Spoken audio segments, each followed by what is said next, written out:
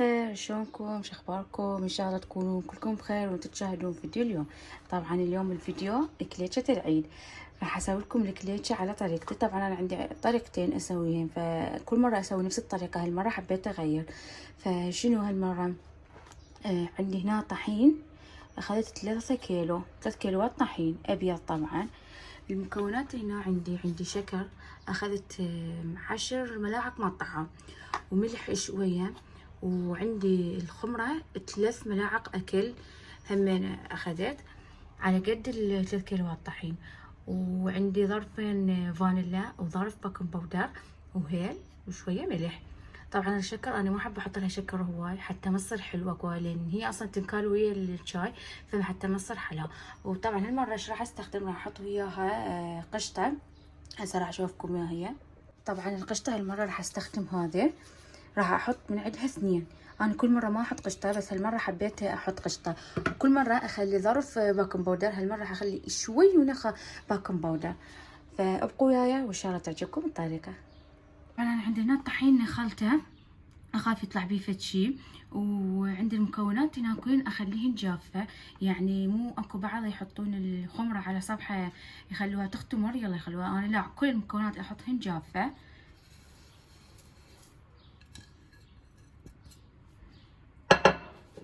واخلي الظرفين الفانيلا،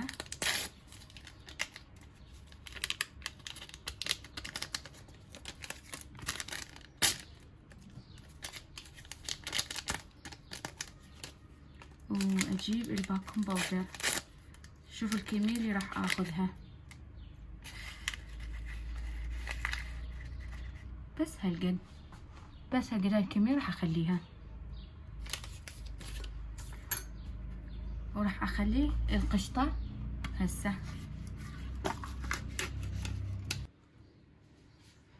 فهسه راح ابدي يعني اساوي الموضوع. طبعا اساس الكليتشة هي الفرك، يعني كل ما تظلون تفركين بالكليتشة كل ما تطلع لك الكليتشة تجنن. هسه انا راح اخلط المواد اجانسين، وبعدين راح اضيف الزيت. طبعا الزيت انتو عادي كيفكم، تردون زبد، تردون زيت نباتي، تردون زيت حيواني، تردون الزيت مال هذا دهن جنة، بس انا ما احب استخدم غير بس الزيت.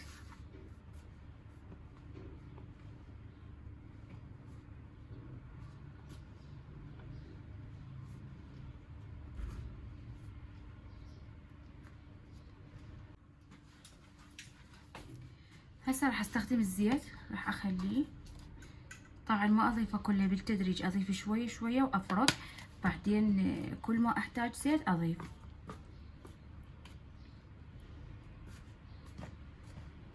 طبعا ما احب البس لا كفوف ولا اي شي، لان احس يضايقني، فاسوي بايدي احسن.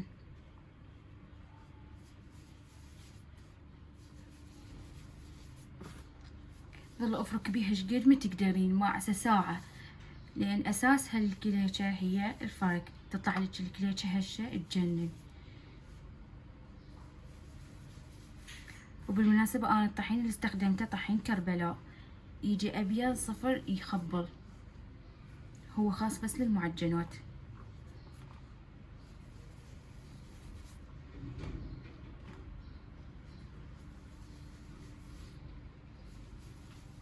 طبعا هسه كملتها فرك، شوفوها شلون صارت. من تصير لكم رملية يعني حسوها هي، او تحسون الشكر انه ها هي راح ما يظل خشن، بهاي الحالة راح تعجنوها، تقولون كافي فرق. فهسه لازم باش تعجنوها بمي دافي او حليب دافي. انا هسه ما عندي حليب دافي، راح استخدم مي دافي. والمي دافي ما تضيفوه كليته سوا، لازم بالتدريج، لان اذا خليتوه هوايه كليته راح تصير عجينه كلش لينه بعد بالشغل، ما تقدرون تستخدمون بعد، فضيفوا المي بالتدريج.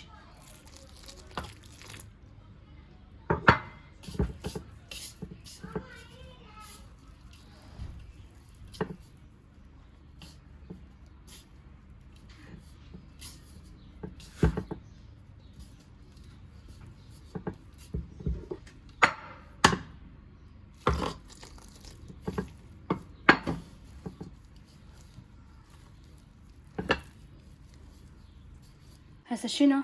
كملت العجينه، شوفوها شلون صارت.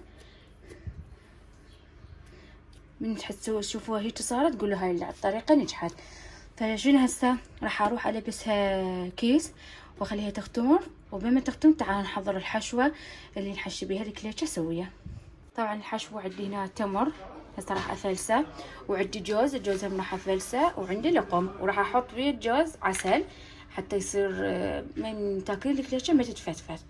وبعد عندي مكسرات العصر راح اجيبهن لان هسه ما عندهم قالوا بالعصر. فيلا خلينا نفلس. تعالوا خليني اشوفكم العجين شلون اختمرت. صلوات. شوفوا جوز فلسته والتمر همينه. هسه بس شويه راح اطحنه بالطاحونه حتى ما يظل هيجي شويه اكسره، اضيف العسل فوقه.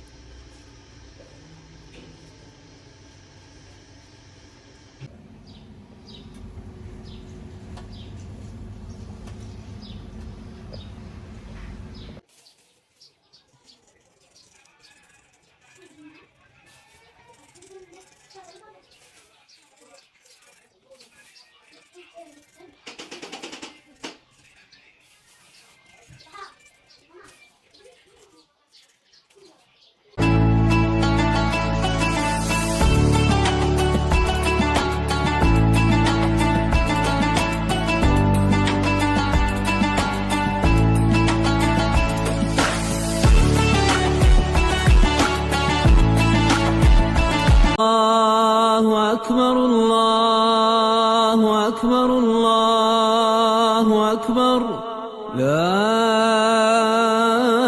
إله إلا الله والله أكبر الله أكبر ولله الحمد.